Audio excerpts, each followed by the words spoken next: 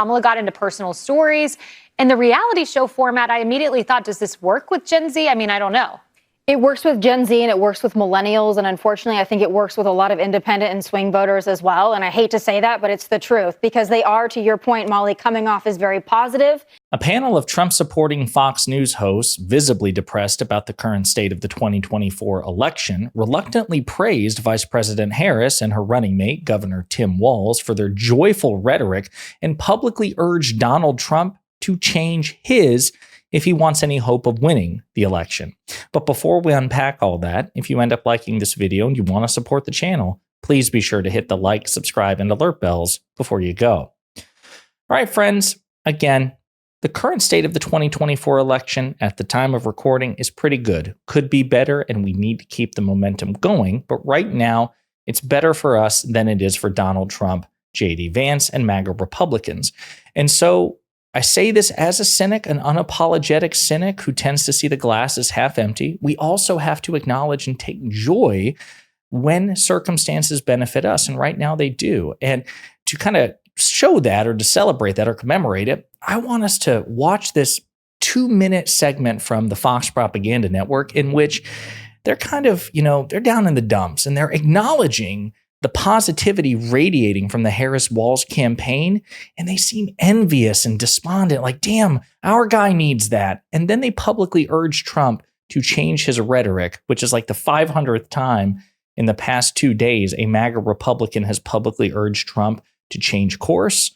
It's probably not going to happen, but let's bask in their despair and their acknowledgement of what our campaign is doing, and then we'll dive deeper still. Would everyone see it that way? But when you follow their link, the one they sent out, go to the YouTube and look at how Democrats and how pro this ticket people are receiving this, it's pretty positive. And they're saying, wow, look at the joy and the energy. And so I think there's a contingent of people that are liking this. And of course, there are a lot of people that are going to say this is cringe-inducing and they should be doing real interviews and real sit-downs and taking questions from journalists instead of creating content, which is really what this is.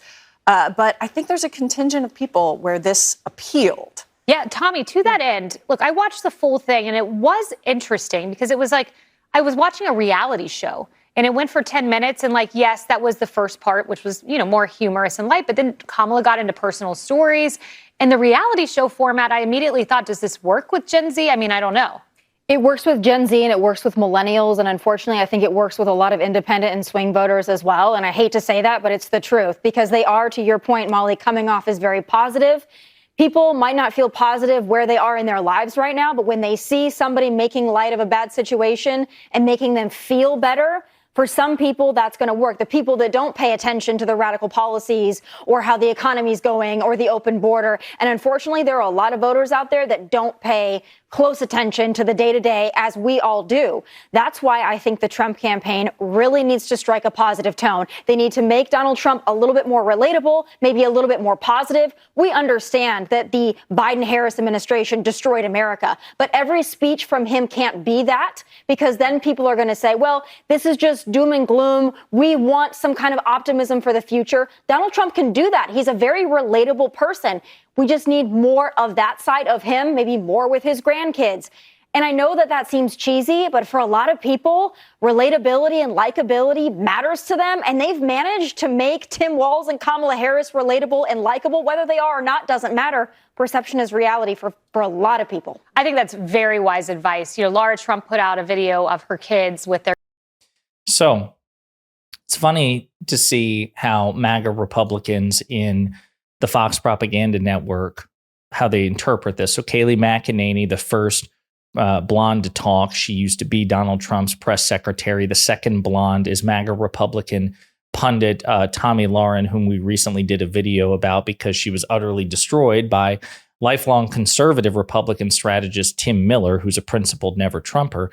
But it's interesting because back to back to back, as much as they really prefer it otherwise, they are struck by the joyful tone of Governor Walz and Vice President Harris. Now, I am very often not a beacon of joy because I do like throwing the proverbial elbow rhetorically from time to time. But even I acknowledge, the tone is just stunning. It's uplifting. It's slowly melting the wall of ice around this political cynic's heart. And they recognize that. And they're publicly commenting that Donald Trump, who, I mean, people have talked about this, and I think Governor Walz has as well. We've never actually seen Donald Trump laugh in public, which is kind of strange. And I understand that some laughs can be interpreted as off-putting. I remember when Howard Dean in 2004, Democratic candidate, destroyed his career. It wasn't a laugh. It was just like a yippee, you know, but his voice broke and he basically became a meme, or whatever passed for memes in 2004, and it killed his political career. But Donald Trump really doesn't strike somebody as a joyful person. I mean, he will crack jokes, but he really doesn't laugh, and his smiles are empty and cold, and they're usually at somebody else's expense. So here you have these MAGA Republicans saying that, hey, listen, this movement, which is animated by grievance and insecurity and rage, actually, you need to set that aside and have a happy light component. These things are mutually exclusive. How can MAGA, which is just this reflexive, contrarian rejection of progressivism and just progress in general, how can you spin that in a joyful way? And you can see, like, they're almost working it out in real time, because Tommy Lahren in particular is like, you know, they need to make Donald Trump so relatable. I mean, Donald Trump is relatable. No, he's not. He's a 78-year-old multi-billionaire real estate mogul from New York. And if you look at the polls, people don't find Trump relatable.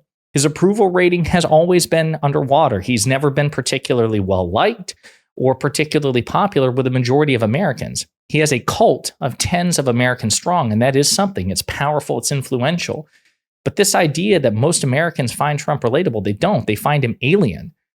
They can't relate to him financially. They can't relate to him in terms of his background. He was born with a silver spoon in his mouth.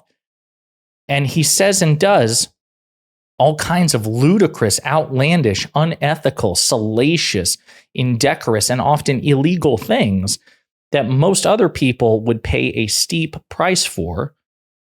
If not legally, then, you know, in terms of the breaching of the contract. They don't find Trump honest. If you look at the polls, they think he's profoundly dishonest, which he is.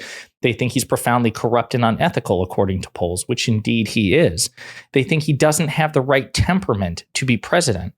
So I don't understand what the hell she's talking about when she says that Trump is relatable. The New York Times, on the other hand, they've delved kind of deeply, as others have.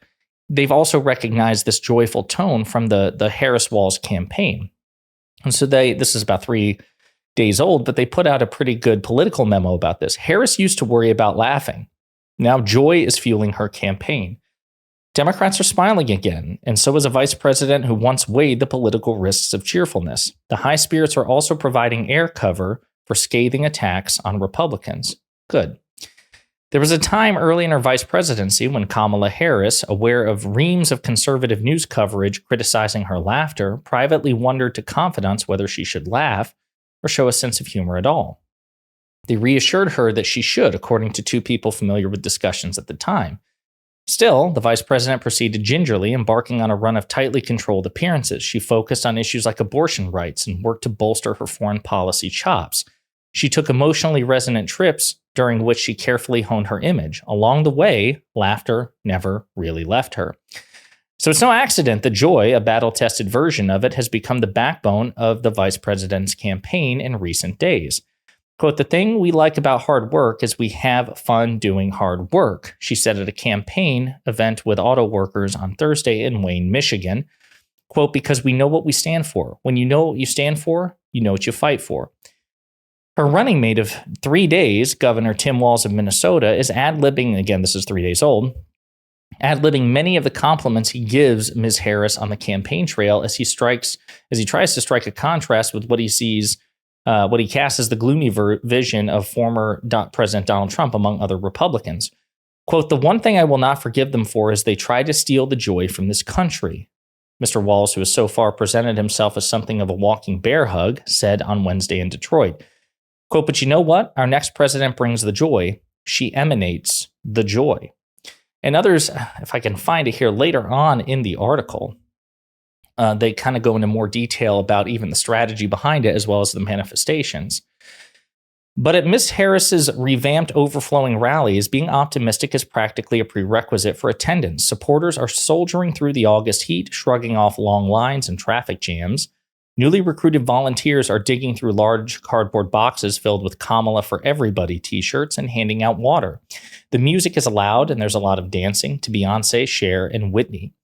Online, there are memes, there are coconut trees, but there is also, as the vice president might say, the context of all that came before. The period of almost feverish enthusiasm for her campaign is reliant on the comparable lack of excitement for President Biden, an unpopular leader who left the race only after an uprising within his home party.